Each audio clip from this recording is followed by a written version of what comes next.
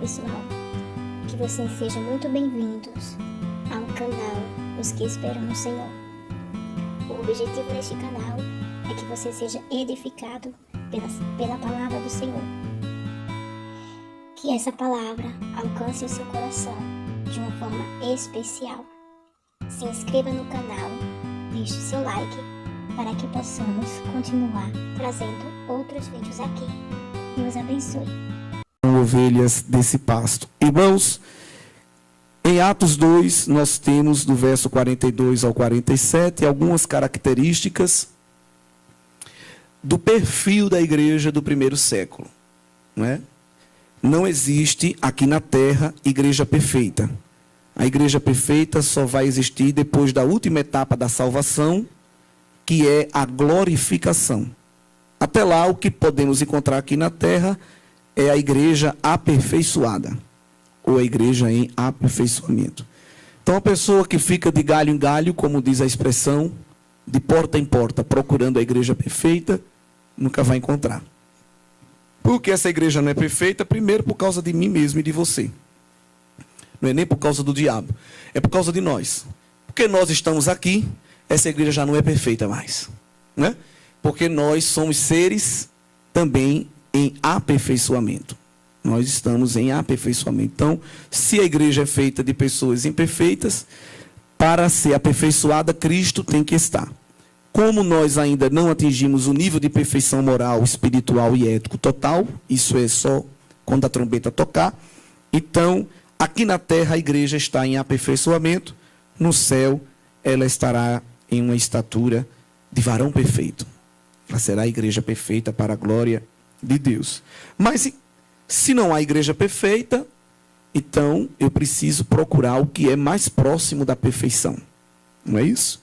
Principalmente hoje, 21 séculos depois, onde o que mais se tem é a igreja. Até criaram um jargão, pequenas igrejas, grandes negócios. Devido à ascensão de escândalos, corrupção moral dentro dos templos, de ministérios, não é? A mídia utilizando isso ainda mais para propagar a desconstrução do cristianismo. Muitas pessoas com a fé escandalizada se entristeceram, se feriram e até tomaram uma posição de que não é possível congregar na terra porque nenhuma igreja presta. Só que quando a gente lê Atos dos Apóstolos, a gente vê que é possível um ajuntamento de pessoas dar certo.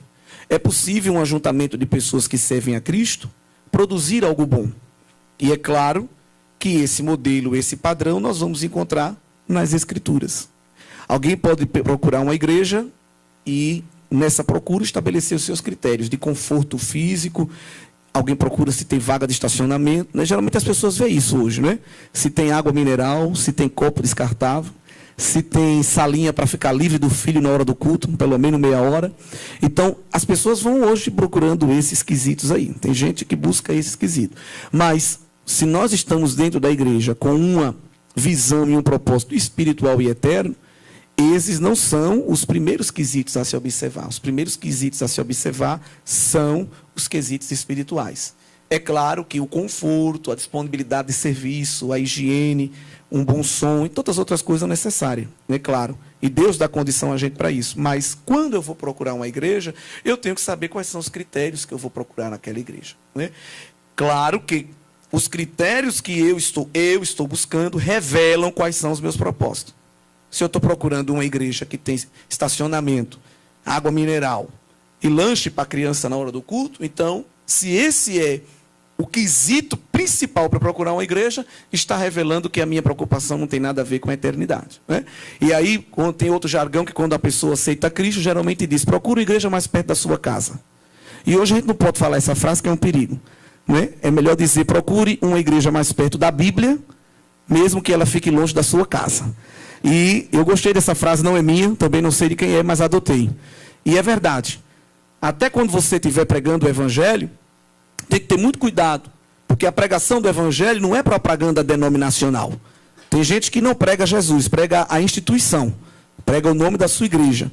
É claro que se eu estou numa igreja, é normal que ao conquistar alguém para Cristo, eu conduzo aquela pessoa àquela igreja.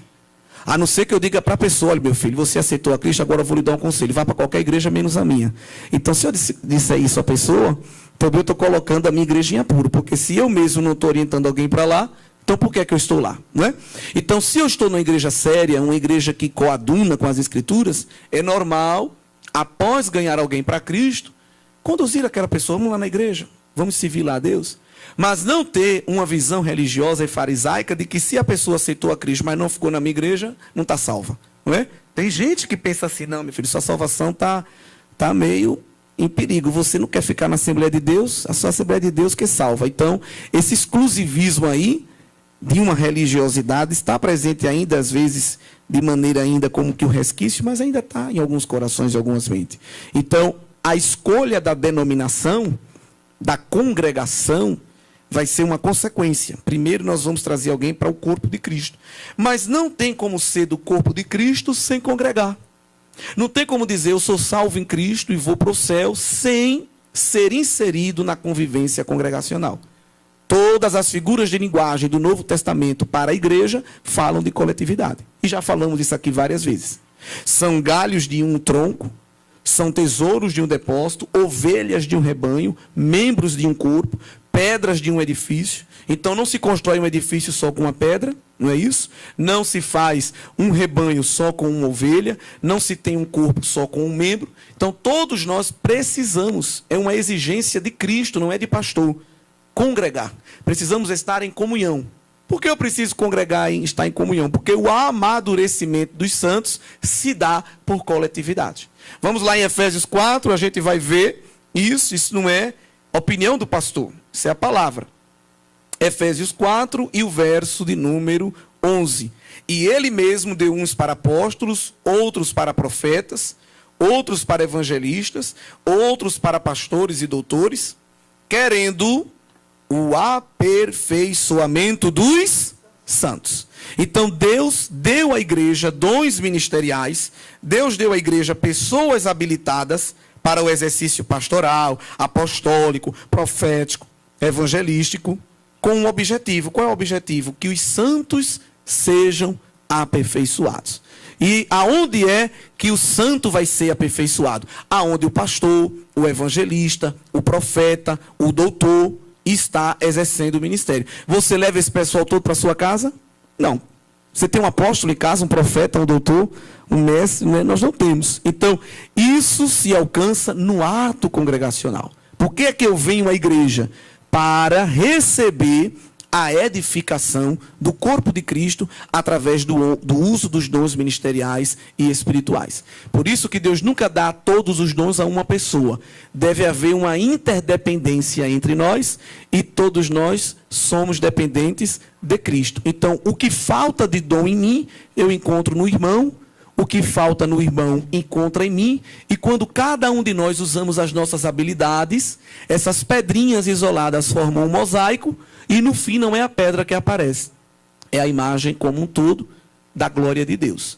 Então, entendemos o alto índice de escândalos, de pessoas religiosas, pessoas incrédulas, não regeneradas, que estão dentro da igreja. Cristo alertou que seria assim, e causam feridas em pessoas, mas nós não podemos, por causa de uma experiência negativa de alguém, destruir a realidade de que congregar é necessário. Para aqueles que foram feridos, desiludidos, decepcionados por algum grupo congregacional, algum ajuntamento cristão, o bálsamo do Espírito Santo está disponível aí para desfazer toda a ferida. Não é verdade? Agora, não podemos, por causa da minha experiência, negar uma realidade teológica que é evidente e explícita nas Escrituras. Quem criou a igreja foi Jesus. Ele disse, eu edificarei a minha igreja. A igreja não é criação humana. O homem cria a instituição. O CNPJ faz o estatuto, mas a organização, o organismo vivo chamado igreja, Assembleia Universal dos Santos, como diz Hebreus 11, isso daí é uma criação divina. Então é por isso que em Atos, o Espírito Santo vai nos revelar alguns padrões de que ajuntamento devo procurar para congregar, né? Eu quero exercer o cristianismo, exercer a minha fé, amadurecer no Senhor. O que é que eu vou fazer? E aí nós vamos ver que a igreja sofreu um crescimento exponencial. Capítulo 2, verso 41, diz que na primeira pregação de Pedro, quase 3.000 membros entraram para a igreja. Né? Haviam ali vários buracos cavados, né? E a arqueologia mostra isso, e foi possível batizar várias pessoas em um só culto, digamos assim, em um só momento. E esse pessoal foi para onde? Cada um viver sua vida? Depois não. Após ouvir o evangelho, se converter com um genuíno arrependimento e se batizar, porque nós vimos aqui na semana passada, que em Atos, crer e se batizar são duas experiências que estão interligadas. Se uma pessoa diz que crê e entregou a vida a Cristo, mas desassocia o batismo como confissão pública, ela mostra que ainda tem algo que está fora do lugar. Porque em Atos, a pessoa cria e o batismo em águas já era uma consequência como um testemunho público. Então o irmão que está aqui na igreja, faz parte até de um departamento, né? Vem para todos os cultos, mas quando você pergunta, o irmão já é membro? Não, ainda não, que eu não estou pronto. Então sua vida espiritual, ela está em risco. Porque se você está negando um testemunho público de salvação, se você diz que não quer dar esse testemunho público, implicitamente você mesmo está dizendo que não tem certeza de quê? De salvação. Não é o pastor, não. É a própria pessoa que está dizendo que não tem essa certeza. Então, o batismo é também uma confissão pública da salvação. Mas depois que se batiza, faz o quê? Pega o cartão de membro e desaparece. E nunca mais, só a gente vai se encontrar no arrebatamento. Viu, irmão? Salve-se quem puder. Faz o meu que eu faço o teu. Não. Depois do batismo, congregar. Comungar. E o versículo 43 começa nos presenteando com essas características. Aquele grande ajuntamento passou a perseverar na doutrina dos apóstolos, na comunhão, no partir do pão e nas orações. Né? Doutrina aqui dos apóstolos é ensino dos apóstolos. Qual era, eu falei aqui semana passada, o tema principal do ensino da pregação apostólica?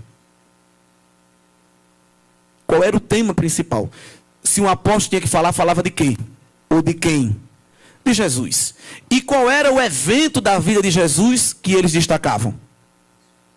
O dia que ele multiplicou os pães e os peixes? Hein?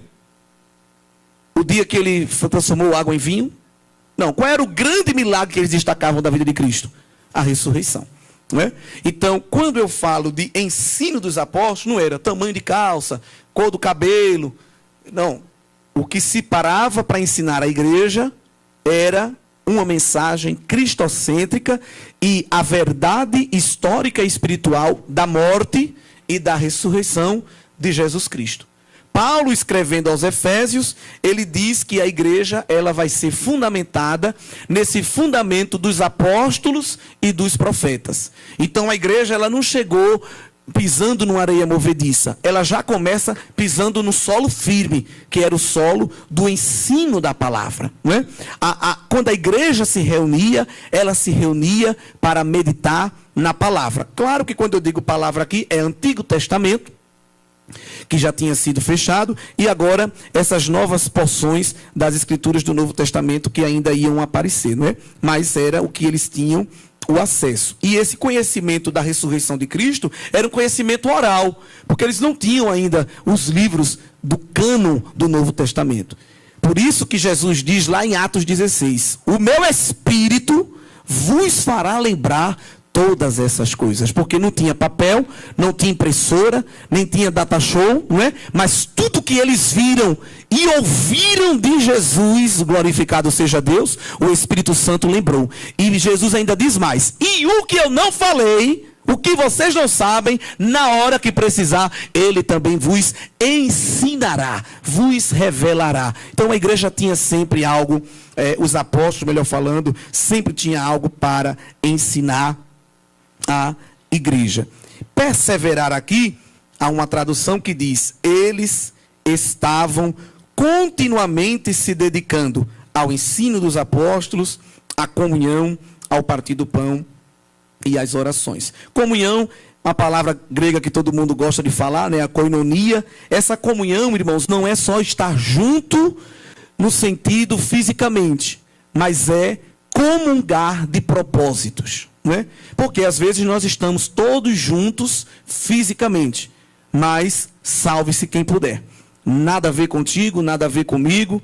Pai do Senhor, cada um para a sua casa, e a gente só se vê agora em outro culto. Então isso não é igreja. A igreja, ela exige uma comunhão que é não só estar junto fisicamente, mas possuir uma semelhança de propósitos, não é? Crescer junto como igreja, amadurecer junto como igreja, ter intenções parecidas no tocante ao reino. Não é que a gente vai obrigatoriamente, todo mundo vai ter o mesmo gosto por um cardápio, a gente vai, todo mundo agora querer usar a mesma fragrância de perfume. Não estou falando disso. Estamos falando dos propósitos eternos. Como igreja, ter visão comum. Precisamos trazer essa visão comum. Essa visão comum, às vezes, ela não aparece nem no dia a dia, né? A gente pega um grupo para evangelizar, um grupo quer ir por aqui, outro quer ir por ali. E às vezes briga, porque um queria pegar essa rua, outro queria ir para aquela. Quando deveria estar já evangelizando, fica o debate até o fim do evangelismo. Não era para ter para essa rua, não era para ter para aquela. E fica aquela coisa toda. Semana que vem não bota ela no meu grupo. Semana que vem não bota ele no meu grupo. Se escolheu eu ou ela. Se for com ela eu não vou. E Jesus olhando tudo isso. Entende? Olhando tudo isso para os seus discípulos, para os seus semeadores, né? Não, esse hino aí eu não gosto. Não, mas não é a gente que tem que gostar, é Jesus, né? Não, esse ritmo eu não gosto. Essa letra da grande, essa aqui está muito pequena. Então, a gente fica com tanta dificuldade, a gente cria tanta coisa que segrega do que mais congrega. E nós não fomos chamados para segregar, nós fomos chamados para congregar. E quem é a argamassa que faz essas pedras, né, se encaixarem numa outra? É o Espírito Santo. Ele é quem faz essas pedras se encaixarem. Tem umas que vêm com as arestas, não é? Mas ele passa, a lixa, glória. Não fique pensando que Jesus diz, não, eu vou deixar assim para não maltratar, não. Ele tora mesmo o pedaço que não agrada, ele lixa, ele corta, como sábio arquiteto, e diz, você vai ter que se encaixar onde eu quero, viu, minha filha? Você vai ter que se encaixar onde eu quero. Você vai fazer a minha vontade. E ele vai encaixando para que quando a gente passe a mão no muro, não sinta os catombos, mas sinta aquela edificação. Olha, o que foi que ele mostrou ao profeta? Eu estou edificando o muro e estou te mostrando o meu prumo, glória, porque ele não edifica muro troncho. Ele bota o muro com prumo e diz, a linha do comando é minha. Então a igreja, ela não tem vontade própria.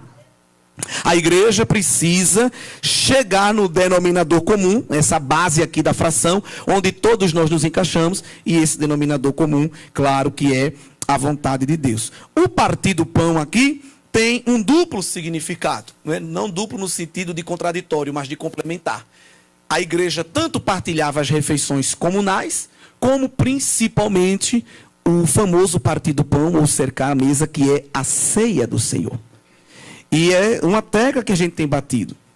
As duas ordenanças que Jesus deixou para a igreja são batismo e ceia. E são duas ordenanças que têm sido negligenciadas. Irmãos que aceitam Cristo, estão anos na igreja e não querem se batizar. E irmãos que se batizam só ceia quando dá vontade. Então, nós estamos pisando o sacrifício de Cristo. Nós estamos menosprezando o sangue. Quando a gente, evidentemente, não cumpre essas ordenanças. Então, a igreja, ela podia até ter ensaio, eu acho, de coral, de vocal, devia ter lá os seus cultos, as suas coisas, mas ela não negligenciava a ordenança que era o partir do pão, a ceia do Senhor. Os irmãos se reuniam para o memorial de Cristo, né? E a gente hoje vê uma grande quantidade de pessoas que não mais participam da ceia e estão dentro da comunidade cristã do ponto de vista denominacional, mas espiritual, aí a gente já não pode responder. Só quem pode responder é o Senhor, que através do seu Santo Espírito é quem convence o homem, não é? Mas a igreja, ela tinha este momento de comunhão, tanto no culto da ceia do Senhor, como também nas refeições. E dividir uma refeição com a pessoa na Bíblia, sentar na mesa com alguém, é sinônimo de intimidade, né? É sinônimo de comunhão. Se eu sento com alguém e partilho o pão, significa que eu tenho um relacionamento com aquela pessoa, tá certo? Então, queridos irmãos, toda vez que aparece essa expressão, todos estavam juntos, como por exemplo, aí no capítulo 2, verso 44, é nos dito que todos os que criam estavam juntos. Esse junto aqui significa mesmo lugar e mesmo que propósito. A igreja tem que estar junta no mesmo lugar e no mesmo propósito. Essa história também dizer, não, a gente está no mesmo propósito, mas cada um na sua casa. E se encontra no arrebatamento também não pode. Porque a evidência de que nós estamos no mesmo propósito é que também nós estamos juntos. E se tinha uma coisa que a igreja gostava de se reunir para fazer, está aí na última parte do versículo 42, era perseverar, continuar se dedicando na oração. E não é a oração secreta, a oração íntima, que isso é obrigação de todo crente. Mas a igreja tinha costume de se reunir para orar. Só em Atos, capítulo 1, verso 14. Todos estes perseveraram unanimemente em oração e súplicas. Capítulo 4, versículo 24. E ouvindo eles isto, unânimes levantaram a voz a Deus. Levantar a voz a Deus, oração. Capítulo 6, verso 6. E os apresentaram ante os apóstolos, e estes, orando, lhes impuseram a mão. Instituição dos primeiros diáconos. Capítulo 7, verso 59, nós vamos ver Estevão sendo apedrejado e orando ao Senhor. Capítulo 9, versículo 40. Mas Pedro, fazendo-as sair a todas, no caso da Tabita, que tinha morrido, pôs-se de joelhos e orou. E voltando-se para o corpo, disse, Tabita, levanta-te. E ela abriu os olhos e vendo a Pedro, assentou-se. Pedro foi lá, dobrou o joelho, orou e Deus ressuscitou. Capítulo 10, versículo 9. E no dia seguinte, indo ele em seu caminho e estando já perto da cidade, subiu Pedro ao terraço para orar. Capítulo 12, versículo 5, quando Pedro estava na prisão, prestes a ser morto por Herodes, a igreja fazia contínua oração por ele a Deus. Capítulo 13, verso 3, para despedir os primeiros missionários. Então, jejuando e orando, e pondo sobre eles as mãos, os despediram. Capítulo 14, versículo 23. E havendo-lhes por comum consentimento eleito anciãos em cada igreja, orando com jejuns, os encomendaram ao Senhor em quem haviam crido. Capítulo 16, versículo 13 e versículo 25, nós vamos ver também 2 episódios de oração. Capítulo 20 e o versículo 36, e havendo dito isto, aqui é Paulo, pôs-se de joelhos e orou com todos eles. Capítulo 21, versículo 5, é-nos dito que na praia, glória, de joelhos oraram. E também capítulo 27 e o versículo 29, aí já no finalzinho do livro, encerrando a última ocorrência registrada de oração. Então, queridos irmãos, nós vamos observar que era comum a oração no livro de Atos. E oração de joelho, viu? Que alguém vai dizer assim, mas isso é coisa do Antigo Testamento. Não, na Nova Aliança, a igreja tinha o costume de orar de joelho. Em casa, no templo, na casa dos irmãos e na rua. Tem crente que tem vergonha de orar na rua. Ele disse que é falta de sabedoria, mas é falta de Deus mesmo. Teve um que disse a mim, não se ora na rua que se escandaliza. Eu digo, quem foi que te ensinou isso? Pelo amor de Deus. Mas tem crente que pensa isso, viu? Então, observe que a igreja primitiva, a igreja do primeiro século, ela não media esforços quando o assunto era oração. Uma igreja que ora é uma igreja que vive milagres. Uma igreja que ora é uma igreja que sai do natural para andar no sobrenatural. Uma igreja que ora sai do terreno para andar no celestial. Sai do temporal para viver o eterno, não é? Igreja que ora vive o impossível, vive o inexplicável, glória a Deus. É claro que a gente hoje tem recurso, a gente tem irmão que está lá na Câmara, tem irmão que é síndico de prédio, tem uma peixada, tem um tubarão no Ministério Público, tem um conhecido aqui ou ali, e a gente hoje é tão abençoado que a gente esquece de orar, né? A gente só ora quando o médico diz não tem mais jeito. Quando o advogado diz, eu não posso fazer mais nada. Né? Quando a gente recebe aquele recurso final que alguém diz, olha, não tem mais chance. Aí a gente, eita, não tem mais chance. Então vou orar, né? Que vai que dá certo. Olha só o pensamento, né? Mas a primeira iniciativa da igreja deve ser buscar a Deus em oração. Amém, irmãos? Se Deus der outro recurso, usemos, porque é Ele quem dá. Mas primeiro, vamos buscar a Deus em oração. Tem muita gente na igreja que não ora não, irmão. Viu? Não se confunda não. Olha, tem muita gente na igreja que não ora. Ele resolve tudo, irmão. Ele recebe diagnóstico de morte, pede oração a Deus e o mundo, mas a criatura está morrendo, nunca ora nem por si. Não ora, irmão. Nós estamos vivendo o tempo onde a maior proporção de crentes que não oram. É esse tempo, é o tempo da igreja da última hora. As pessoas não oram. A igreja hoje ela tem alergia à oração. Pavor à oração. Você quer castigar um crente, manda ele vir para o culto de oração, ficar 30 minutos de joelho. Ele não tem assunto, Paulo Martins, para conversar com Deus. Ele se mexe, ele olha para um lado, ele olha para o outro. Joelho dói, sua, coça a cabeça, mosquito pica, muriçoca. Ai meu Deus, que hora que não passa. É pavor. Tem crente que tem alergia à oração. Mas por que ele tem alergia à oração? Porque ele não tem assunto para falar com Deus. Quando a gente não tem intimidade com a pessoa, ficar só com ela é o terror, porque não tem o que falar. Aí vai falar do clima, do preço da gasolina, né? Vai falar de Lula, assuntos periféricos. Mas quando eu tenho intimidade com alguém, o tempo passa, eu falo, e ainda digo, rapaz, a gente não conversou nadinha. Aí tem que se encontrar outro dia, né? Assim é aquele que tem o que conversar com o Pai. Jesus tinha assunto para conversar com o Pai. Lucas é o evangelista que mais registra Jesus orando. Eu creio que Lucas gostava muito de orar, porque ele registra em Lucas e em Atos, Jesus e a igreja orando. A igreja tem o exemplo de Cristo. Nós precisamos investir mais tempo na oração. Ainda que não seja uma oração demorada em extensão, mas tem que ser uma oração intensa em propósito, né? Nem que seja 5 minutos, irmãos, começando o dia. Outros preferem no fim do dia, né? Outros fazem isso na hora do almoço. Mas temos que ter um momento devocional com Deus a sós. Todo crente precisa ter. E a gente recebe muitos irmãos com muitos problemas espirituais, materiais e tanta coisa, não é? E às vezes a pessoa vem e conta tanta coisa e Deus nos dá graça para fazer uma pergunta assim: como é que anda o devocional do irmão? Olha, eu estou com angústia, eu estou com mal, está dando tudo errado, Deus não gosta de mim, o diabo também não, nem a igreja, nem o Senhor. A gente escuta, amém, irmão? Terminou, terminei. Como é que está teu devocional, filho? Qual foi a vez que tu orou sozinho? Qual foi a vez que tu lesse um trecho da palavra na tua casa? Eu nem lembro. Eu digo, é por isso que tu estás assim. Vai lá fazer alguma coisa para Deus, depois tu volta para ver se não melhora. Não é? A gente costuma transferir os nossos problemas procurando outras causas. Os causadores, às vezes, somos nós mesmos.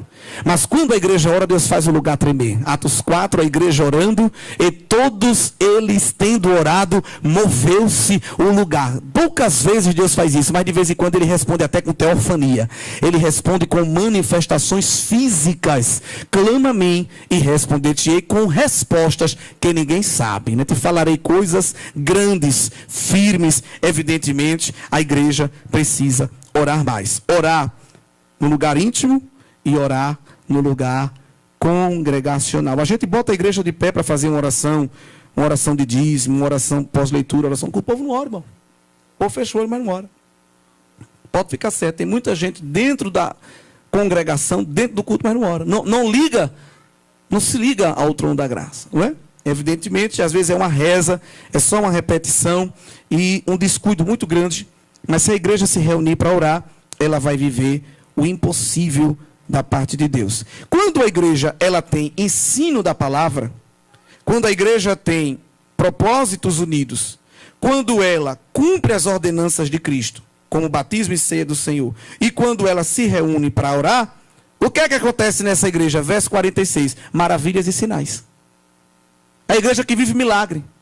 É a igreja que Jesus salva, que Jesus liberta, que irmãos chegam com doenças terminais e Deus cura.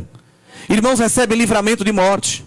Irmãos chegam dizendo: olha, Deus me abençoou, meu salário triplicou, eu fui promovido na empresa, Deus me deu um imóvel, olha, Deus fez coisas tremendas na minha vida, meu filho estava na droga, Deus libertou, minha esposa não queria saber de Deus, agora está mais crente do que eu. A igreja que ora, que busca a palavra, que vive em unidade, é uma igreja que é recheada de maravilha, de prodígios, de sinais. Deus visita essa igreja com milagre, irmão, glória a Deus. Deus surpreende essa igreja com coisas tremendas. Louvado seja o nome do Senhor Jesus, porque o maior interessado em fazer milagre é Deus. Mas Deus não quer fazer milagre para chamar a nossa atenção, não. Nós é que devemos chamar a atenção de Deus para nós. Nós é que devemos atrair o olhar de Deus para nós. Volta, Senhor, a tua face, nos faz prosperar, tem misericórdia de nós. O que é que eu vou orar, irmão? Ora para Deus nos fazer santo, ora para Deus nos fazer alegres, ora para Deus nos dar graça para suportar a afronta, ora para Deus nos dar ânimo para servir a Ele em tempo de dificuldade, né? Só ora quando recebe um desconto no salário, só ora quando pisa no escorpião. Não, ore por motivos espirituais, ore pelo céu, ore para ter veste branca, ore para ter a mente de Cristo, ore para ser cheio de vigor espiritual, ore para ter autoridade sobre enfermidades, autoridade sobre demônios,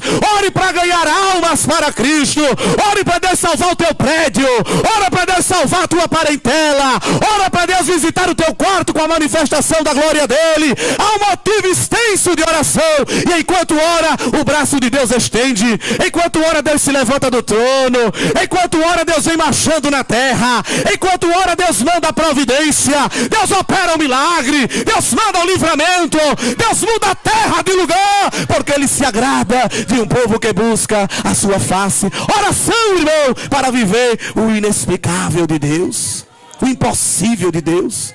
Deixar de ser uma igreja lenta, inerte, mórbida, meros frequentadores de culto, meros replicadores de discurso, meros preenchedores de cadeira, não é?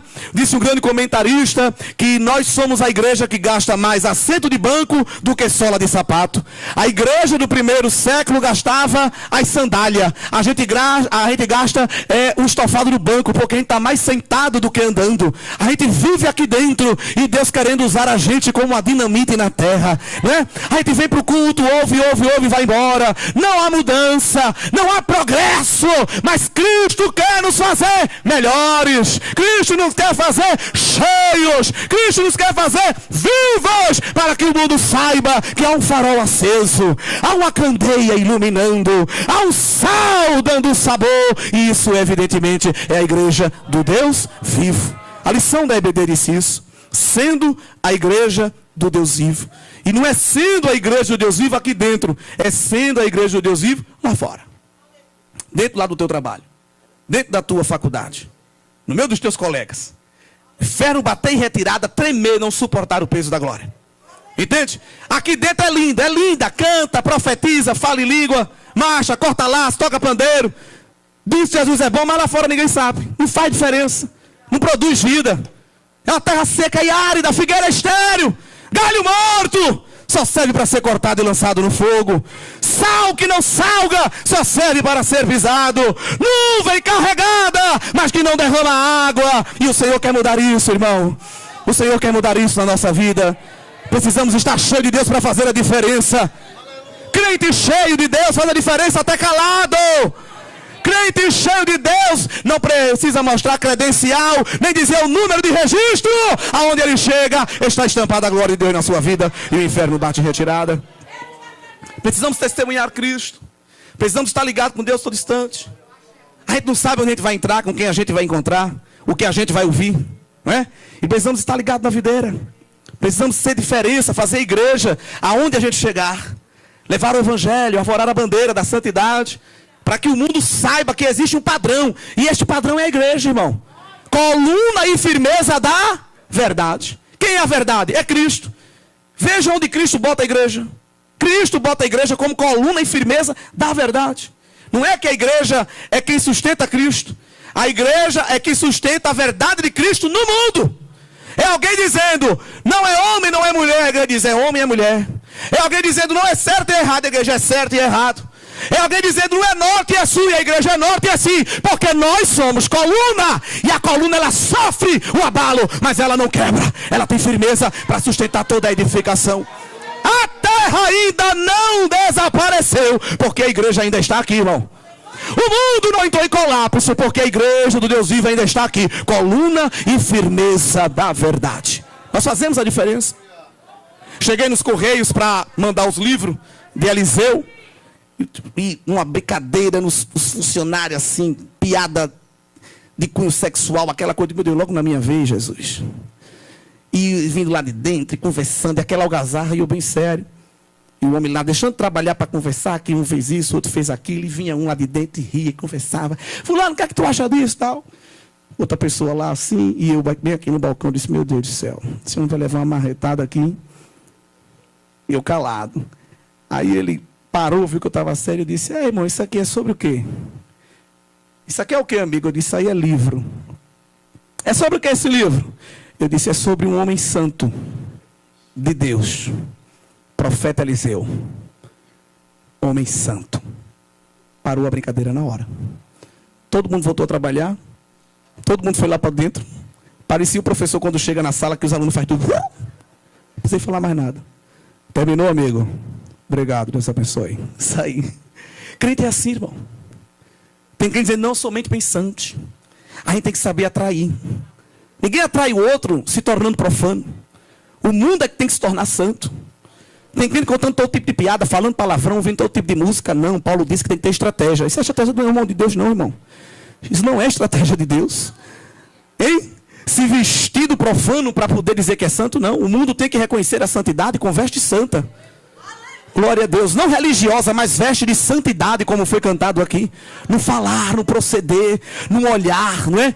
Deixar de conversa de duplo sentido. Muito crente com conversa de duplo sentido, com piadinha. Pede para Jeová passar estrovenga nisso aí, irmão. Pede para ele torar pela raiz mesmo. Você é árvore frutífera. Tem que dar fruto na estação própria. O fruto do Espírito, o fruto da justiça, o fruto do arrependimento. Porque na hora que tudo escurecer, alguém vai querer a tua candeia. Na hora que a terra tremer, alguém vai procurar você como abrigo de Deus. Irmão, me dê uma palavra. Eita, alguém ridiculariza, faz piada da tua fé, zomba até do teu Deus. Mas quando a terra treme, irmã, me ajuda, irmã. Eu sei que eu estou mal, eu preciso de um socorro. Ora por mim, fala lá com Deus por mim. E você vai ser a tocha de Deus para aquecer corações. Eu tenho recebido no Instagram esses dias tanta coisa, irmão. Eu nem queria. Muitos irmãos disseram, passe a botar. Eu digo, não gosto, irmão, não gosto. Passa a botar. Travesti mandou mensagem para mim. Disse, pastor, com todo respeito, quando eu fui ver o perfil cheio de fotos estranhas, e ele sabia que eu poderia ter algum reação. Disse, pastor, com todo respeito, ore por mim, porque eu sei que há uma verdade. Ore por mim, porque eu não tenho força. Eu digo, nunca se esqueça, o amor de Deus é maior do que qualquer coisa na sua vida. Ele disse amém. Um padre mandou mensagem para mim, disse, olha, o senhor é pastor? Eu digo, é. O senhor é engraçado, mas o senhor é um homem de Deus. Eu disse, amém, obrigado. Ele disse, eu estou me divertindo com a sua mensagem, mas também estou sendo impactado. Eu digo, ó, padre, Deus te abençoe. Já tu vira pastor, glória. Precisamos fazer a diferença, irmão. Ou a gente é, ou a gente não é. Ou a gente faz, ou a gente não faz. Ou a gente está, ou a gente não está. Jesus vai sacudir a igreja mais uma vez. Se prepare, viu? Vai peneirar o grão de novo. Ele vai. Muita mistura, muita sujeira, muita brincadeira, muito disse-me-disse. Muita coisinha e Jeová vai sacudir de novo. Vai pegar a vara, vai balançar a vagem, como Isaías 28 diz. Vai botar a palha para ser pisada, para sair a casca. Glória! Mas o trigo será recolhido no celeiro de Deus. Haverá estabilidade nos teus tempos, haverá segurança, a terra e caos, mas a plantação de Deus firme e estável, porque está firmada no ribeiro, está em Cristo, meditando na sua palavra. Vamos investir mais tempo com as coisas de Deus, irmãos. Vamos investir mais tempo. A igreja que investe no ensino, na comunhão, nas ordenanças e na oração, é uma igreja que vive o impossível. O verso 44 diz que eles tinham tudo em comum. Os propósitos. E os propósitos eram tão comuns que eles eram aptos, o versículo 45 diz, a vender até propriedades para repartir com quem não tinha. Há uma interpretação errônea e equivocada que diz que a igreja do primeiro século, ninguém era rico, todo mundo vendeu tudo e dividiu entre todos, até para fazer uma apologia a socialismo, comunismo e tudo isso. Mas o texto não diz isso. O texto não diz que os ricos deram tudo que tinha para ficar pobre como os outros. O texto diz que quem tinha propriedades e fazenda, segundo a necessidade dos irmãos, repartiam parte do que tinha, vendiam e traziam aos pés dos apóstolos para eles repartirem de acordo com a necessidade dos irmãos. Até porque se todos tivessem vendido suas casas e todo mundo fosse para o movimento sem teto, os demais capítulos de Atos mostram muitos irmãos recebendo o evangelho aonde? Nas suas casas. Então, se essa interpretação errônea que diz que não, você não pode ter nada, viu? Desfaça tudo, porque Atos 2, a igreja socialista, onde tudo é de todo mundo. Então, os capítulos seguintes não ia ter as casas dos demais irmãos, se isso fosse uma verdade. Agora, quando havia uma necessidade, aparecia um Barnabé e ninguém pedia, ninguém implorava, não. O Espírito movia o coração. Barnabé veio e vendeu o que tinha, entregou ao apóstolo Pedro e disse, reparta com necessidade. Ananias e Safira viu isso como uma oportunidade de receber honra, disse, vamos fazer também. Só que quem moveu o coração de Ananias e Safira não foi Deus, foi o diabo. Porque a intenção de Barnabé era contribuir com a necessidade dos irmãos. De Ananias e Safira era de adquirir uma imagem de piedosos. Rapaz, eles são tão bonzinhos. Olha o que eles fizeram. Obrigado, querido. Obrigado. Tira uma foto aqui comigo para você postar depois agradecendo lá. Me marca dizendo que fui eu que te dei, tá? Deus te abençoe. Não. E o Espírito revelou a Pedro. Não foi assim? E Pedro mostrou que eles tinham sido usados pelo próprio Satanás. O que foi que Deus fez? Fulminou, matou. Isso aqui é uma coisa tão séria, porque esse método de Deus julgar pecado era método da antiga aliança. Nós já estamos aqui em Atos, na nova aliança. Deus quebrou o protocolo de usar um método da antiga aliança para sentenciar pecado, para que aquela pena máxima se visse de modelo pedagógico para uma igreja que estava em formação de caráter. Deus não aceita mistura dentro da igreja. A igreja dele não aceita mistura. Não é? E evidentemente que só ele tem poder para purificar as impurezas no meio da sua igreja. O verso de número 46, mais uma vez fala de perseverança. E esta perseverança era unânime, era comum, todos tinham o mesmo pensamento e propósito. Não sei se esse pessoal não trabalhava, não estudava, não tinha o que fazer, mas todos os dias eles estavam juntos aonde? No templo e em casa. Né? Hoje nós vivemos um tempo que o irmão vem duas vezes na semana na igreja, ele já se considera um santo. Não é? E se o culto for 2 horários, tem que escolher um. E 2 turnos não dá. Essa sociedade globalizada, capitalizada, modernizada, secularizada, chegou dentro da igreja. Né? E na nossa região, é até melhor ou menos mal. Tem região aí que só pode fazer culto domingo. E de noite. Então, se os crentes do primeiro século fossem transportados no tempo e caíssem em algumas cidades desse país, quando fosse terça-feira, a gente vai para onde? Vai para a igreja. Não, irmão, tem culto hoje não. Ah, tem não? Não, tem não. Ah, então tá certo. Quarta-feira iam lá de novo. Toma aqui, irmão, para o culto. Ele não tem. Não tem não, também não. A gente está trabalhando, estudando, curso de artes plásticas. A gente faz idioma, faz balé, judô, karatê, arte marcial para se proteger, o mundo está mal. Terapia mental, a gente faz também umas terapias do corpo. Estou fazendo pilates, estou fazendo quiropraxia, estou botando umas ventosas. Não tem para nada, irmão. Domingo, se eu estiver bem, eu vou para a igreja. A igreja do primeiro século ia se assustar com essa igreja de hoje. Igreja de hoje que vem para o culto como se fazendo favor ao pastor. Dê glória porque eu vi, viu? Se o senhor nos comportar, semana que vem eu não venho. A igreja do primeiro século ia tomar um susto com essa igreja de hoje. Essa igreja que pensa que está fazendo favor a Deus. Essa igreja que mendiga a obra de Deus. Que contribui como se estivesse dando uma parcela para um orfanato, para uma agremiação estudantil. Não é? Uma contribuição para um diretório acadêmico. Não, irmãos. A igreja, ela perseverava o tempo que ela tinha disponível na presença de Deus. Aqui havia uma sobreposição. O cristianismo ainda se sobrepunha no ambiente de culto do judaísmo. Ainda estavam se desvencilhando dos sacrifícios e tudo, né? Foi um processo, isso não aconteceu de maneira abrupta. Mas eles também cultuavam em casa. Porque hoje a gente chega do culto, em casa, aí vai assistir um filme, vai ouvir uma música, vai falar da vida dos outros. Então, aquilo que a gente fez no culto, aquela espiritualidade, ela evapora. Às vezes não é nem quando chegar em casa, quando sai da porta. No caminho. Às vezes a gente vai para uma hamburgueria, vai para uma pizzaria, e a gente já entra na carne ali mesmo. Nem chegou em casa. É quando chega em casa, vai assistir filme de terror, vai assistir um jogo de futebol, e qualquer outra coisa. Que hoje você falar isso, alguém diz, não, mas isso é muito conservadorismo. Mas entenda o que eu estou dizendo. Para a igreja do primeiro século, não havia uma descontinuidade. O ambiente de adoração da congregação continuava em casa. O ambiente de adoração. A essência espiritual. Glória a Deus. A gente não pode ter duas vidas, irmão. A gente não pode. Mas eu tenho que ter lazer. Claro, Jesus teve. Jesus passeou. Jesus foi para a festa. Jesus comeu. Jesus dançou, né? Alguém faz questão de dizer isso. Mas olhe só.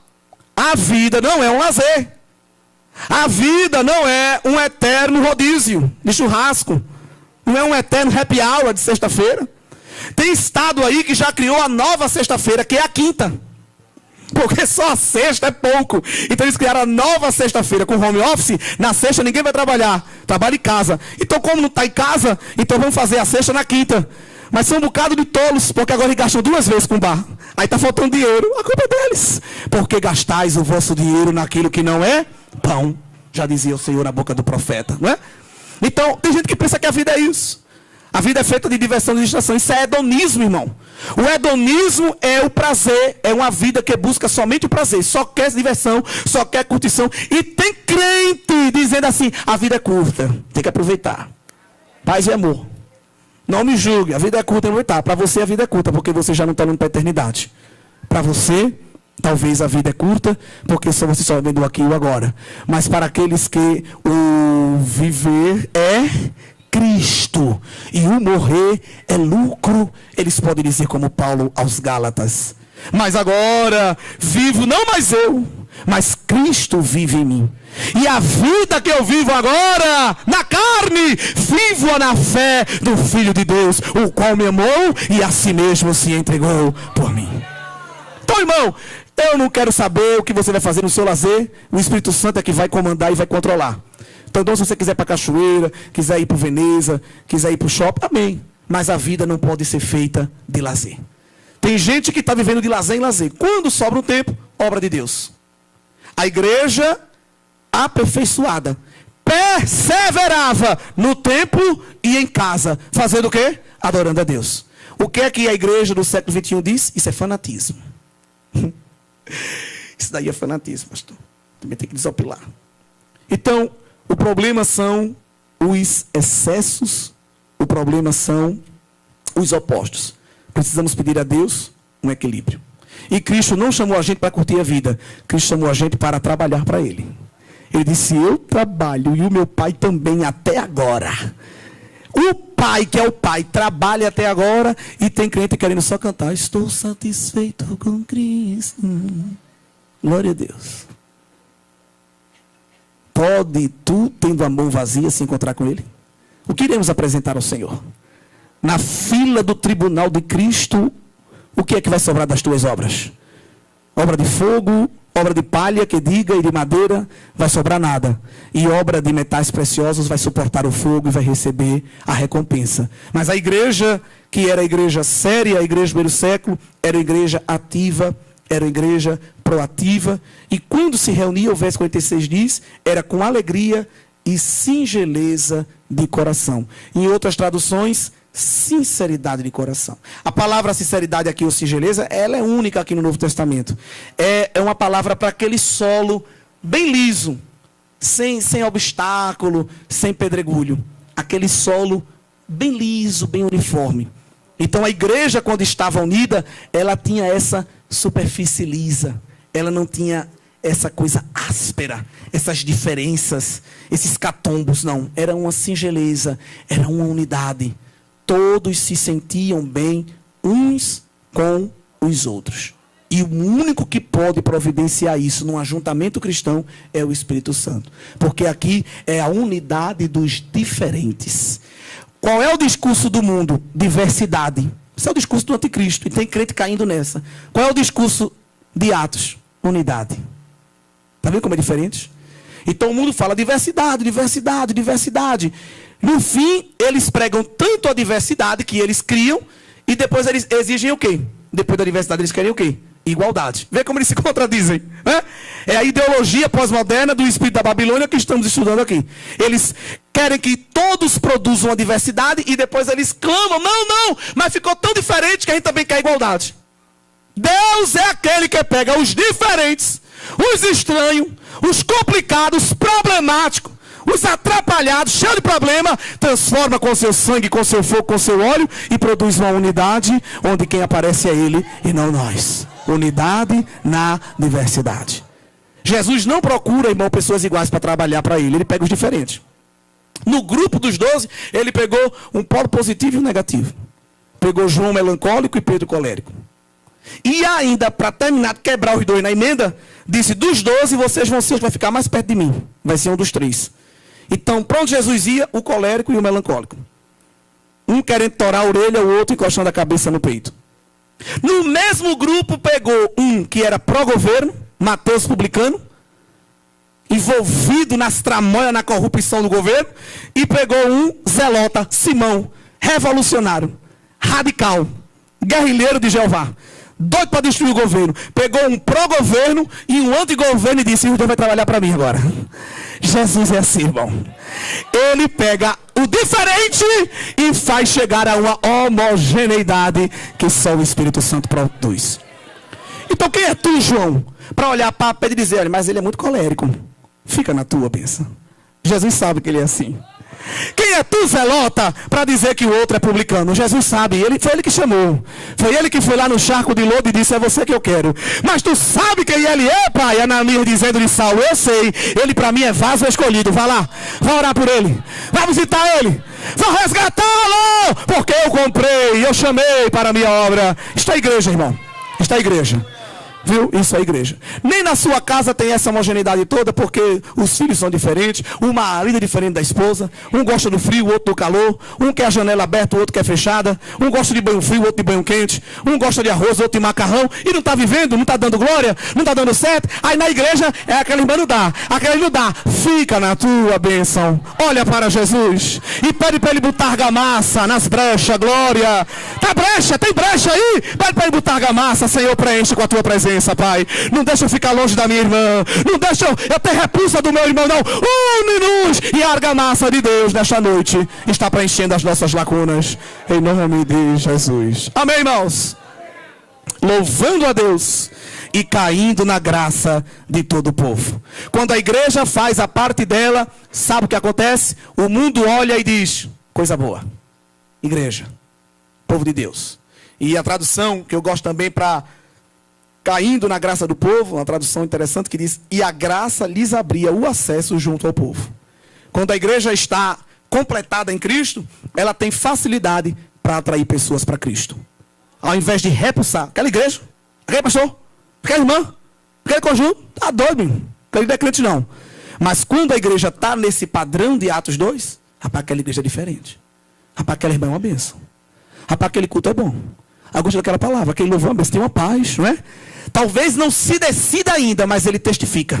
Ele testemunha. Eu me sinto bem ali, irmão. Deus está ali, glória a Deus. Cheio de pecado, cheio de demônio. Mas quando entra a graça de Deus derramada na vida da igreja, faz alguém testificar. É luz, é sal, tem cheiro de Cristo. Que Deus nos ajude, irmãos. Que Deus nos ajude e que Ele faça operar o crescimento da igreja. Porque quando a igreja persevera no que é para perseverar, Atos 2,47 diz que o Senhor todo dia faz a igreja crescer. Crescer em número e crescer em qualidade para a glória dEle. Amém, meus irmãos? Que Deus nos abençoe.